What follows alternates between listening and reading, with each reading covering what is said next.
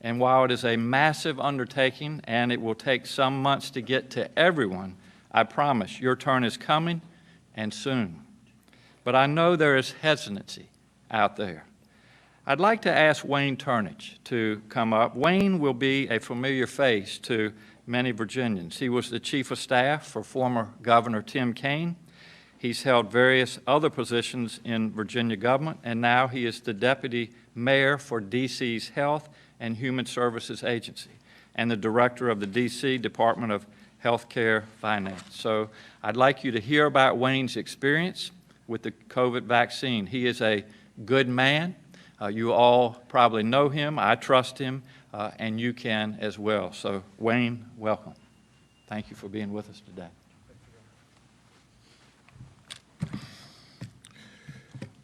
Good afternoon, and thank you, Governor, for that very generous introduction.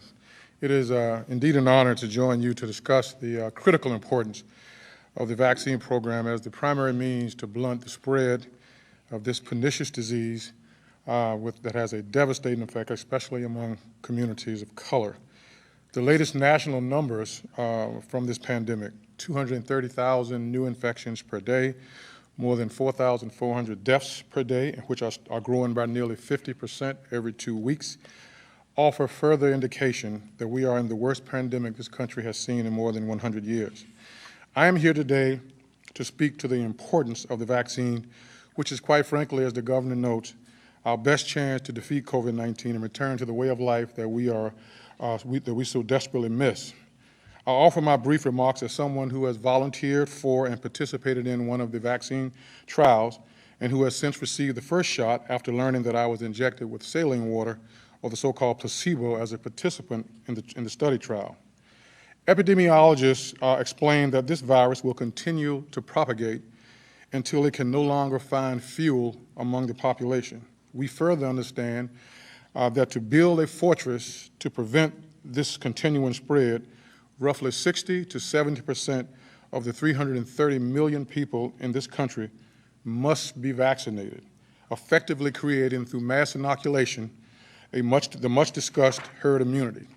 Yet, in jurisdictions all over the country, large numbers of African Americans have expressed a stubborn resistance to the government's expectation that U.S. citizens agree to be vaccinated in hopes of controlling this devastating spread of COVID-19.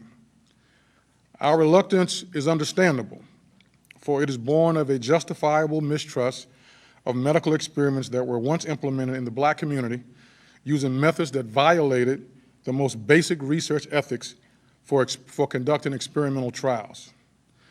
Notwithstanding this egregious history and based on personal experience, I stand before you to bear witness to the process that produced the U.S. vaccines, in particular the safety record compiled by the vaccines during the studies and the effectiveness that was proven by rigorous experimental research study designs, which are the superior method for studying the efficacy of any drug or vaccine before these products are released on the market. So I want to quickly discuss 3 points and hopefully increase the comfort of my community with these vaccines. First, vaccine design. One of the routinely expressed fears of the Black community is that the vaccine will actually expose them to the virus and make them sick. However, these vaccines are not similar to the most traditional viruses, the vaccines, which often consisted of the actual virus itself. For example, the polio vaccine was made from the live virus prior to 2000, and since then it has been made from a deadened or attenuated form of that same virus. Likewise, vaccines for measles, the flu, rubella, and the chickenpox are made from a live or weakened virus. Though extremely rare, in such cases there is always the possibility that an attenuated virus can turn pathogenic and cause the disease both in the person that was vaccinated and their close contacts. But the current vaccines to fight COVID in this country are built from a new and smartly innovative technology based on a single molecule that has the ability to communicate with your body's protein-making machinery. Making protein is a normal biological function of your body. Based on the instructions that your body receives from this single molecule, your body is forced to make spike proteins that have the exact appearance of the virus, and thus your immune system is tricked into developing antibodies to fight COVID should you ever become exposed. There is no chance that these vaccines will transform into the actual virus and make you sick. Second, vaccine trials. Allow me to make a few comments about how they were operated. These studies were designed to determine if the vaccines were both safe and effective. In the trial which I participated, 30,000 people were studied, half received the vaccine, and the other half received the placebo, the saline water. Then we were told to go live our lives, but to continue to wear a mask and continue to social distance because we did not know if we had either the vaccine or the placebo. The results from the study indicated that among the persons who were later found to be infected with COVID, fully 95% were in the placebo group, and only 5% had the vaccine. Moreover, among those whose infections were characterized as severe, with one person actually dying, none had received the vaccine. So the takeaway is that once you get vaccinated, and you should remember this, you have less than a 5% chance of contracting COVID. And if you get infected despite having the vaccine, there appears to be next to a 0 chance that you will become deathly ill. Third, safety. The key safety question with any vaccines and any medicine is whether the trial data show that the vaccine's benefits outweigh safety concerns.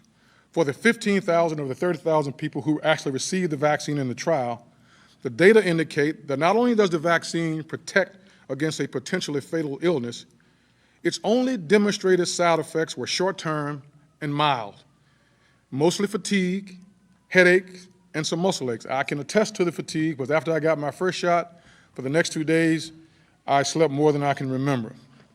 There was no evidence to suggest a relationship between taking the vaccine and experiencing any serious illness. Some are worried about the possibility of serious side effects that were not uncovered during the short trials.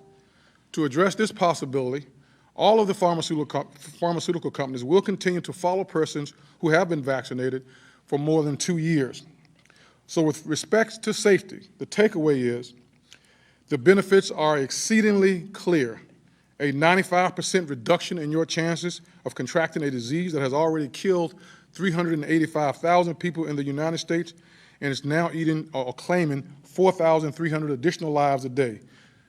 Projections show that in 2 weeks, the number of deaths could possibly surpass 6,500 per day. By comparison, the risk of side effects is both minimal and low. Are the risks 0? No, but the risks are clearly outweighed by the vaccine's benefits. I will conclude my remarks by sharing 3 numbers that I hope all African Americans, especially those like me with underlying medical conditions, consider as they contemplate whether they will take this vaccine. The numbers are 1.4, 3.7, and 2.8. And they indicate the greater odds we face relative to our white counterparts for contracting COVID, 1.4 times greater than the odds for whites. Hospitalizations for COVID, 3.7 times greater than the odds for whites, and dying from COVID, 2.8 times greater than the odds for whites. So please get vaccinated. It will literally save your life. Thank you.